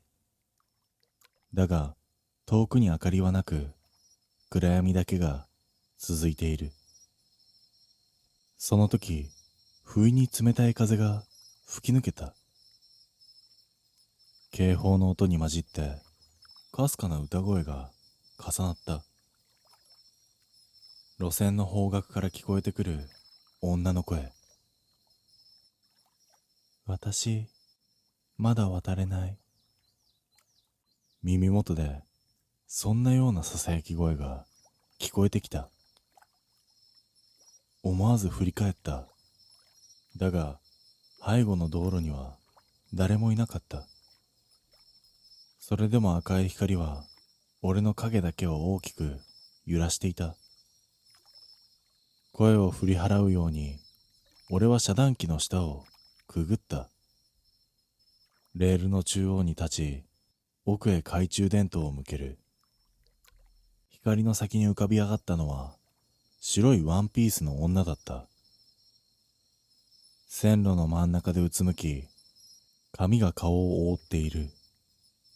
その肩は小刻みに震えており、泣いているようにも見えた。危ないと叫ぼうとした瞬間、校内放送のような声が頭上から降ってきた。まもなく列車が通過します。ご注意ください。それは耳に刺さるほどの大音量。終電は終わっている。なのに踏切全体が共鳴し、スピーカーから同じ警告が繰り返し響く。女は顔を上げた。懐中電灯の光が口元を照らすと、その唇はありえないほど大きく裂けていた。だが声は出さず、ただこちらをじっと見ていた。次の瞬間、遠くから地鳴りが迫ってくる。耳を塞ぎたくなるほどの轟音。見えないはずの列車が確かに走ってきていた。女は路線から退かない。むしろ両腕を広げて闇の奥を迎え入れるように立ち尽くしていた。俺は足がすくみ、動けなかった。懐中電灯の光だけが揺れる女の影を長く伸ばしていた。轟音は加速し、地面を震わせながら迫ってきた。闇の奥から現れたのは、窓もライトもない真っ暗な列車だった。実体があるのかわからない。それでも路線上を確かに突進してくる。女は逃げずに両腕を広げた。次の瞬間、その体は黒い車体に飲み込まれるように消えていった。衝突音も叫び声もなかった。ただ風圧だけが残り、俺の体を吹き飛ばしそうに押していった。必死に踏ん張った時、足元に冷たい感触が広がった。見下ろすと路線の隙間から水が湧き出している。それはじわじわと広がり、俺の靴を濡らした。水面に光を当てると、そこに女の顔が映った。今度は大きく笑みを形作っていた。水面が揺れるたび、その笑みは近づいてくる。慌てて飛び退いた瞬間、轟音は唐突にやみ、静寂が訪れた。赤い点滅灯は消え、遮断機はゆっくりと下がっていく。何事もなかったかのように道路は開かれた。だが足元にはまだ水たまりが残っており、そこから女の濡れた髪だけが一筋地面に張り付いていた。俺は一歩も動けず、その黒髪を見下ろすしかなかった。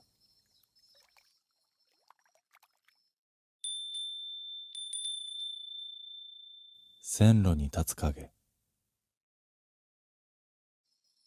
終電後の構内を巡回していると、線路の奥に黒い影が立っていた。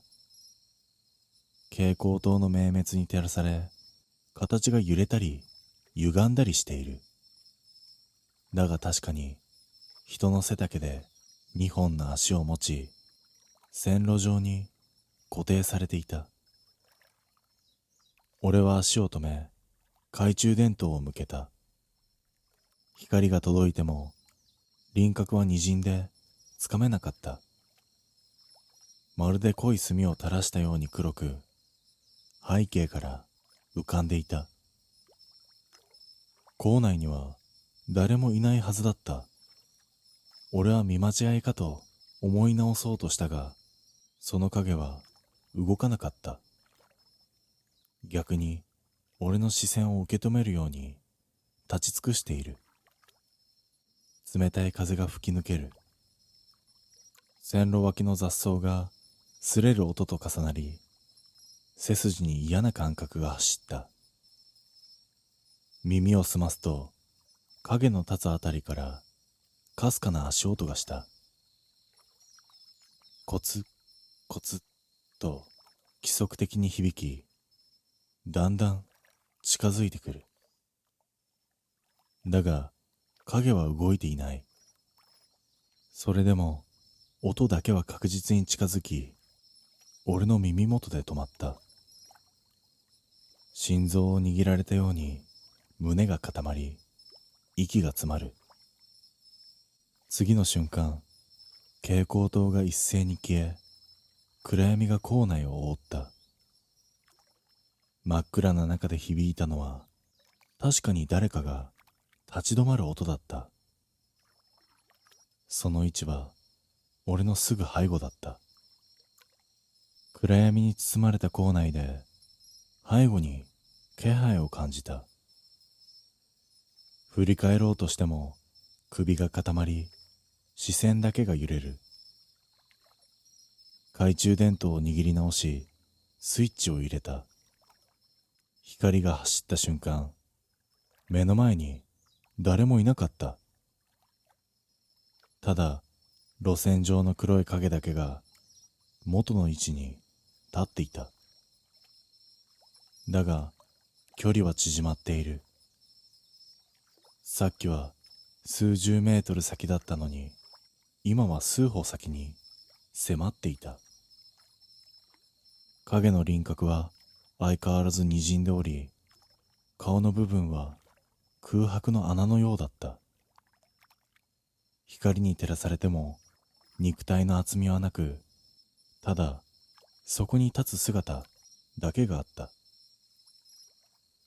不意にスピーカーが鳴った。女とも男ともつかぬ声が反響し、ホーム全体に広がった。次の瞬間、線路の奥から風が押し寄せた。レールが震え、存在しない列車の接近を思わせた。俺は逃げようと足を動かした。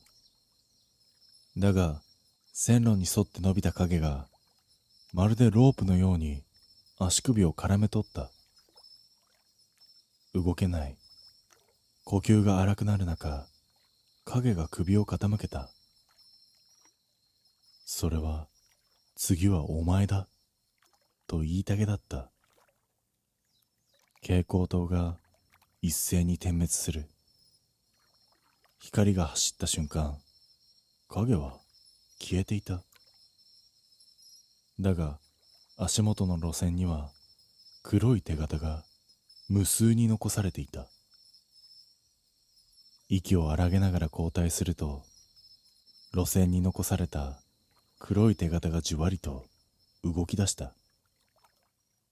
手のひらが石をかくように音を立て、次々と路線の隙間から這い出してくる。数えることもできない無数の手が床板を叩き、こちらへ伸びてきた。懐中電灯を振りかざす。光に照らされた瞬間、手は霧のように消えていった。だが闇に戻ると再び姿を現し、今度は影そのものが浮かび上がった。ベンチの上、壁際、売店のシャッター前、あらゆる場所に同じ黒い影が立ち、無数の顔なき人影が俺を取り囲んでいた。耳の奥で列車の轟音が響き出す。地面が震え、風が吹き抜ける。だがレールの上には何もいない。見えない列車が通過するたびに影たちは一体ずつ消えていった。静けさが戻ったとき、残ったのはただ一つ。線路の中央に最初に見たあの影が立っていた。次の瞬間、構内の蛍光灯が一斉に消えた。闇の中で聞こえたのは耳元でささやく声。慌てて顔を上げたとき、影はもう目の前に立っていた。光が戻ったとき、構内は空だった。だが足元の線路には俺と同じ靴の跡が濡れたように並んで残っていた。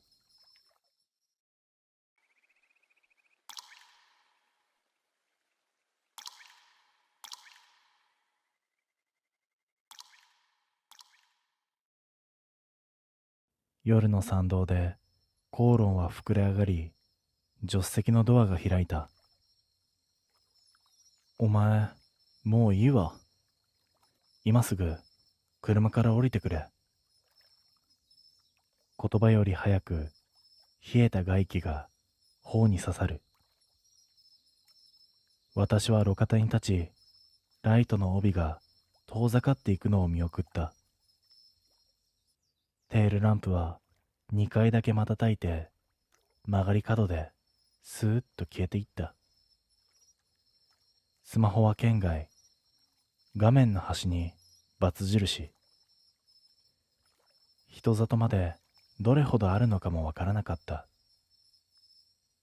風は弱いのに、トンネルの方角からだけ空気が押し寄せてくる。吸い込まれるような、そんな気配。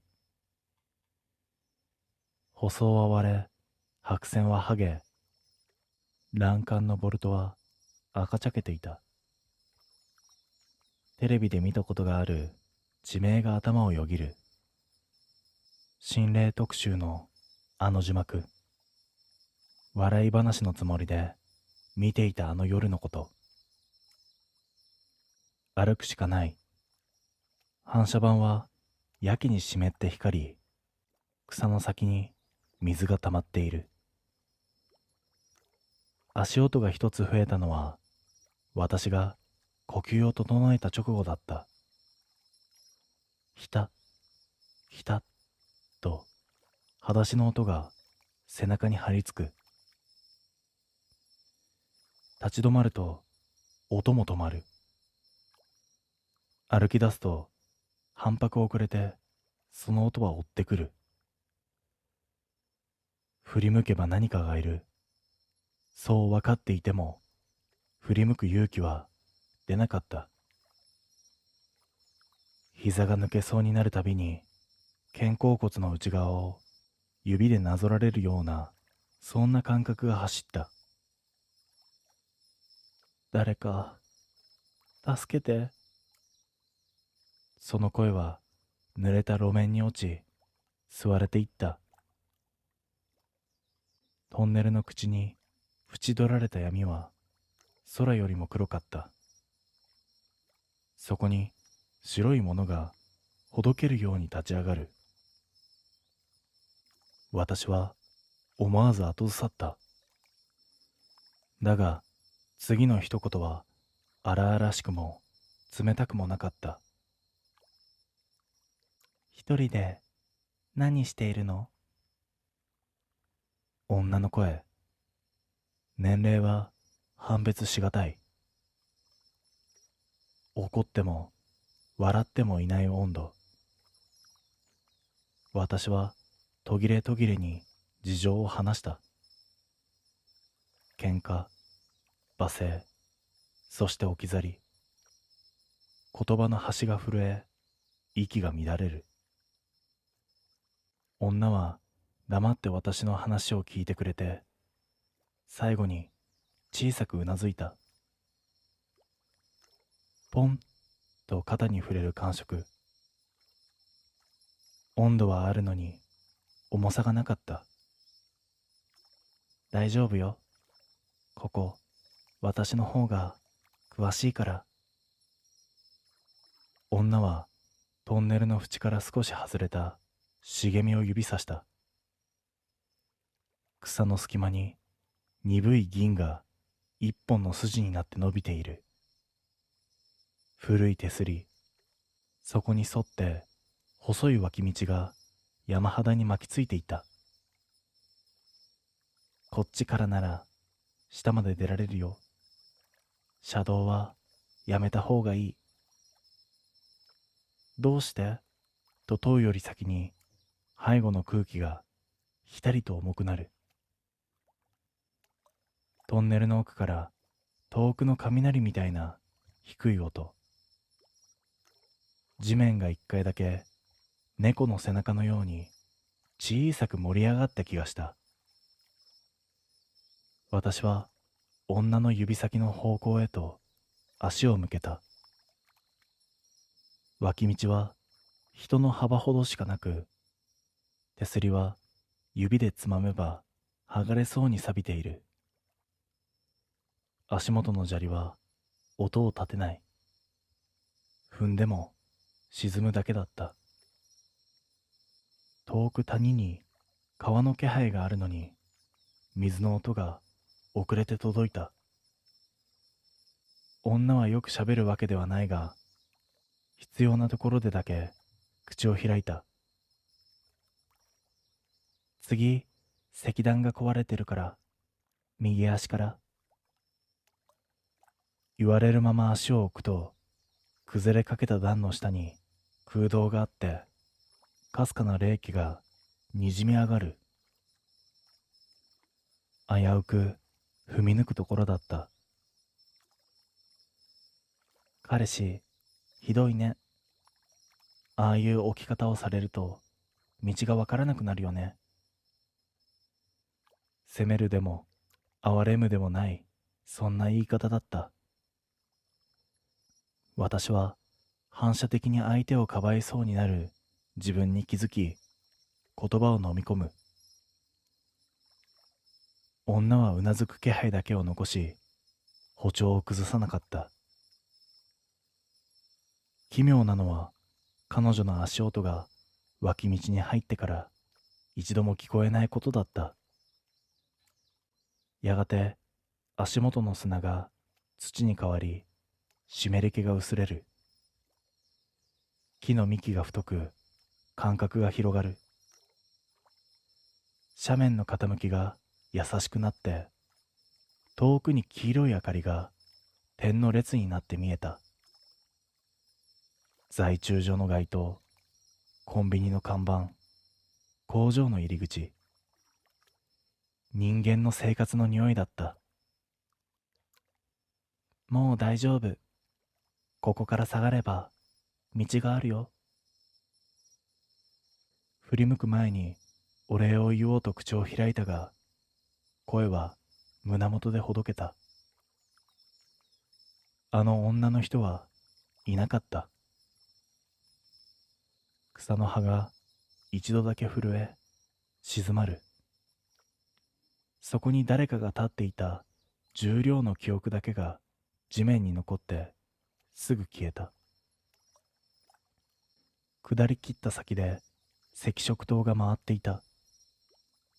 救急とパトカーが3台、消防のベスト。怒鳴り声はないのに全員が急いでいる。私は気になって、何かあったんですかと尋ねた。警官がこちらを見て、一瞬安堵と困惑を重ねた顔をした。上のトンネルが崩れまして、車が入ったまま出てこられないと通報がありました。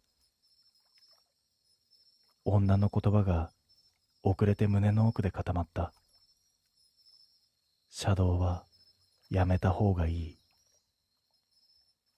1週間後、私は日中のうちに一人で山を訪れた。通行止めのチェーンには新しい札が下がり、白い布が結わえてある。花がいくつか水の重さで首を垂れている。脇道の入り口は見ればすぐに分かった。知らないはずの角度に体が覚えている。草は払われ、手すりは錆を落とされ、誰かが通った形跡があった。私はお菓子と水をそこに置いた。何と書けばいいか分からず、メモにはありがとうとだけ記した。帰ろうとして足が止まった。脇道の奥でひたりと一度だけ音がした。風のせいにしてもいい。けれど音は私の背中の高さに合わせて鳴っていた。私は振り返らなかった。女の言葉がそのまま脊髄に残っている。夜、玄関のポストに小さなキーホルダーが入っていた。安物の車の鍵についていたはずのもの。泥は乾き、ひび割れ、輪の部分だけが新しく付け替えられている。送り主はない。私はその重さで確信する。彼女は私を助けたのではなく、ここに返したんだ。トンネルに座れる方ではなく、明かりのある側へ。裸足の音はもう追ってこない。代わりに家の中の動線が一つ増えた。夜中に台所へ水を取りに行くと、私の半歩先で足音が止まり、冷蔵庫の扉が開く前に見えない手がそっと肩を押す。右足から。あの時と同じ助言が耳なしで届く。私は扉を閉め、鍵をかけ、寝室に戻った。布団の縁まで来た足音はいつもそこで消える。明かりを消す直前、スマホの画面が一度だけついた。圏外の×印はない。けれど、通知は空白のまま、画面の裏側から光がにじんだ。そこには名を持たない送り主の道が確かに続いている。もう二度とあの名前を口にしない限り。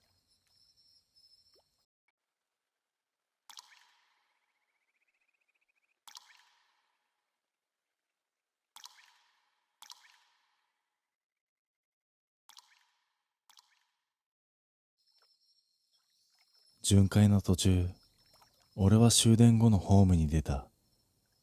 昼間は人であふれる場所も、この時間は無人になる。照明だけが無駄に白く床を照らしている。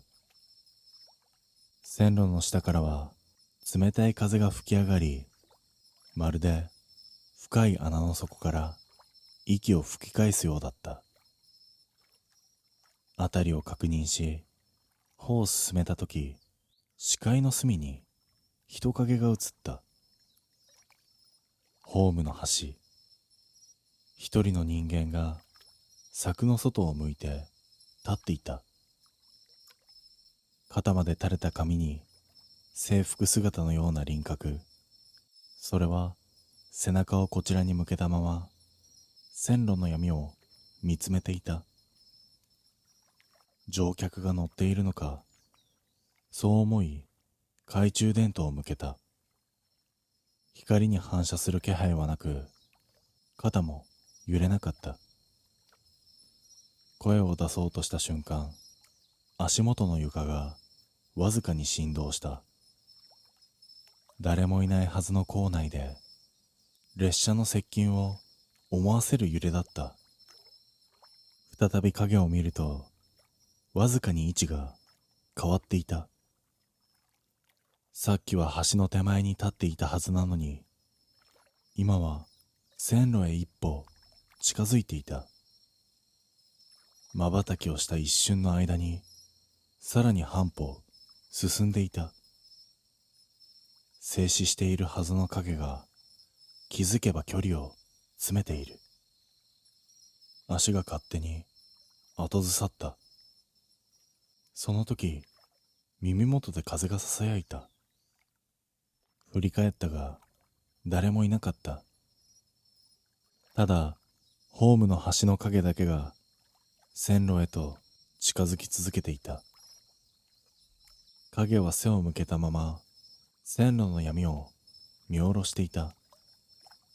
動いていないのに、近づくと位置が変わっている。数歩進んだはずの距離を一瞬で詰めてくる。俺は無意識に声を張り上げた。危ない。下がれ。その声は伽藍堂の構内に吸い込まれ、虚しく反響しただけだった。影は答えない。ただ肩がかすかに揺れ、笑っているように見えた。風が吹き込み、ホームのポスターが剥がれかける。次の瞬間、スピーカーが勝手に鳴り出した。電車が参ります。ご注意ください。終電後には流れるはずのない放送。足元のレールが震え、地下から轟音が湧き上がった。だが、暗闇の奥に光はない。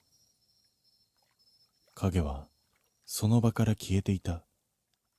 心臓が止まりそうになり、慌てて辺りを探す。すると、背後から気配が迫った。振り向くと、影がホーム中央に立っていた。さっきと同じ後ろ姿。だが今度は、俺の足元と向かい合う位置に立っていた。照明がにじみ、床に長い影を伸ばした。背中の線がゆっくりと折れ、振り返る気配が伝わってきた。俺は息を止めた。その顔を見てはいけないと直感でそう思った。だが影の首は確実にこちらに回りつつあった。振り返ろうとする影に耐えきれず、俺は思わず後退した。靴底が床を鳴らすたび、構内全体が反響し、耳の奥に重く残った。懐中電灯を構える手は汗で滑り、光が揺れて影を照らし出した。その瞬間、影の顔が半分だけこちらに覗いた。輪郭は人間のものだったが、目の位置には深い穴が開いていた。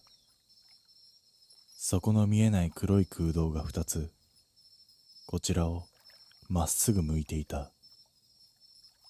息が喉に詰まり、声にならない。影は完全に振り返ると、足を動かさないまま俺の目の前へ迫った。距離を詰める動作はなく、ただ瞬きのたびに近くに立っている。足元のレールが再び震えた。存在しない列車の音が迫り、ホーム全体を揺さぶった。そして影は口を開いた。その口から出たのは言葉ではなかった。鉄の擦れる音だった。耳を塞いでも止まらない金属が削れる音が口内に充満し、視界が白くにじむ。その中で影の腕が伸び、俺の肩に触れた。冷たい指先が骨にまで食い込むように感じられた。必死に目を閉じた。次に開けたとき、口内は静まり返っていた。影も轟音も消えている。だが安堵したのもつかの間、ホームの端を見ると、さっきと同じ影が再び背を向けて立っていた。まるで最初からやり直すかのように、同じ姿勢で線路の闇を見下ろしていた。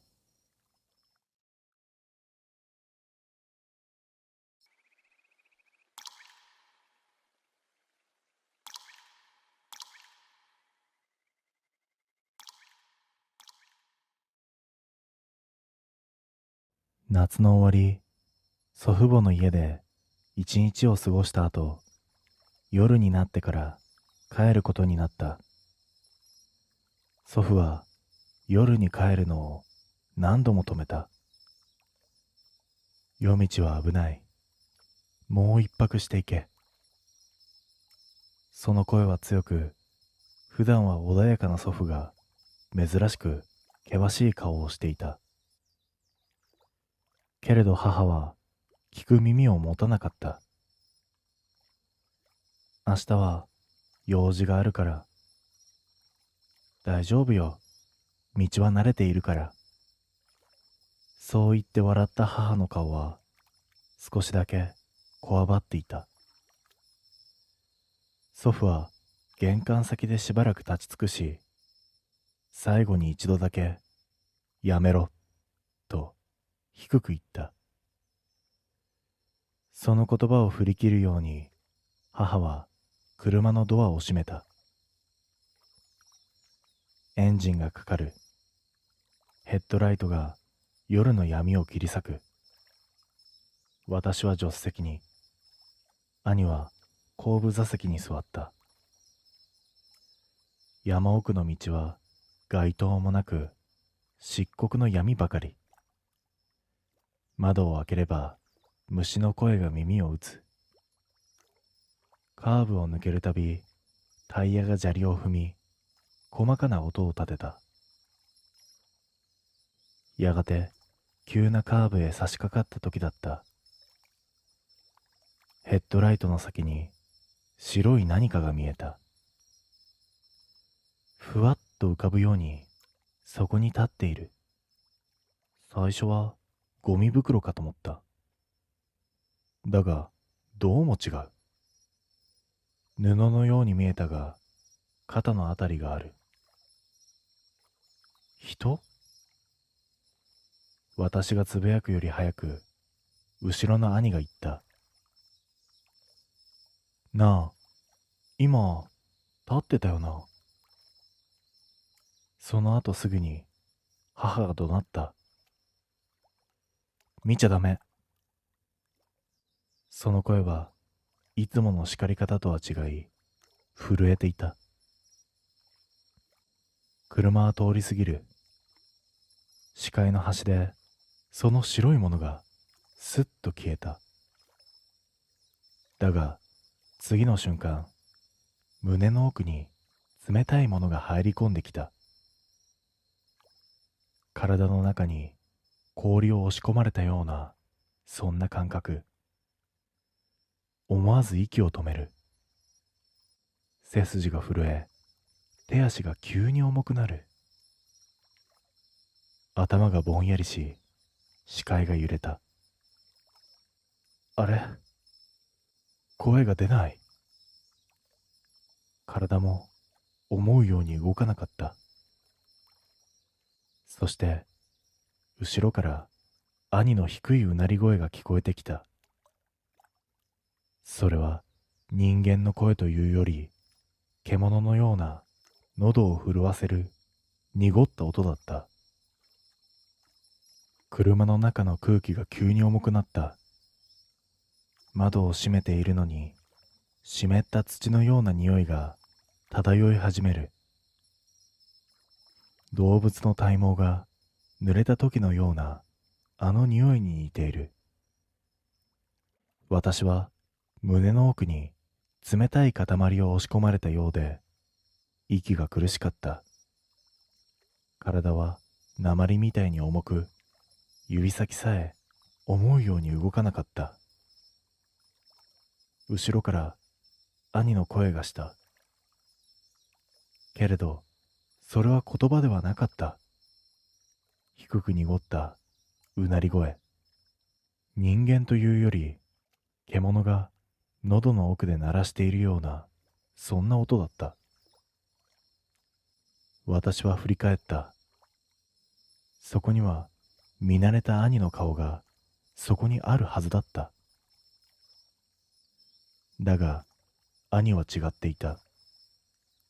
目はカッと見開かれ、白目が大きくむき出しになっている。黒目は中心に沈み、焦点が合っていない。口の端からよだれが糸のように垂れていた。ポタリポタリとシャツに落ちて濡れたシミを作っていく。なんだ。私の声は震えていた。母はハンドルを握りしめ、震える声で叫んだ。見ちゃダメ。振り返らないで。それでも兄の声は止まらなかった。うなり声は車内を震わせて、窓ガラスがビリビリと揺れるように感じた。母は恐怖で涙を浮かべ、必死に前だけを見ている。アクセルを踏む足は震えていた。その時、私は自分の体が急に軽くなるのを感じた。胸にあった冷たい塊がスッと抜け落ちたような、そんな感覚。息が楽になり、頭もはっきりしてくる。だが、代わりに兄がおかしくなっていた。よだれを垂らし、目を見開き、獣のような、そんな匂いを放ち続けている。まるで、さっきまで私の中にあった何かが、兄の中に移ったかのようだった。車の中は、息苦しいほどの匂いで満ちていた。動物小屋に閉じ込められたような、汗と土と血が混じったような、そんな匂い。兄の手がブルブルと震え、爪でシートをひっかいた。布が裂け、ギリギリと嫌な音がした。母は悲鳴を上げて車を急停車させた。もうダメだ。そう言ってドアを開けて外へ飛び出した。夜の山の冷たい風が吹き込む。しかし兄は動かず、ただ獣のようにずっとうなり続けていた。私は震える手でシートベルトを外し、母の後を追った。母は車を飛び出すと、近くに見えた古い民家へ走った。夜道に一軒だけ、ぼんやりと明かりが漏れていたんだ。玄関先に吊るされた唐辛子や干からびた草の束が揺れている。母は必死に戸を叩きながら叫んだ。助けてください。子供が。そう言うと、戸がゆっくりと開き、中から背の曲がった老婆が現れた。痩せ細った顔にシワが深く刻まれている。暗い目で兄を一別した瞬間、老婆は低くつぶやいた。ヤマメに見られたか。母は意味がわからず、震える声で問いかけた。ヤマメって？この子を助けてください。老婆は首を振り、家の奥から小さな袋を持ってきた。中には塩と黄ばんだ紙切れ。それを兄に近づけると、兄は獣のようにうなり声を上げて体をのけぞらした。口から垂れていたよだれが床に落ち、黒い輪のようなシミを作った。老婆は低い声で言った。数を合わせなきゃ持っていかれる。母は顔を青ざめさせて必死に問い詰める。数って何のことですか？老婆は答えず、私を見つめた。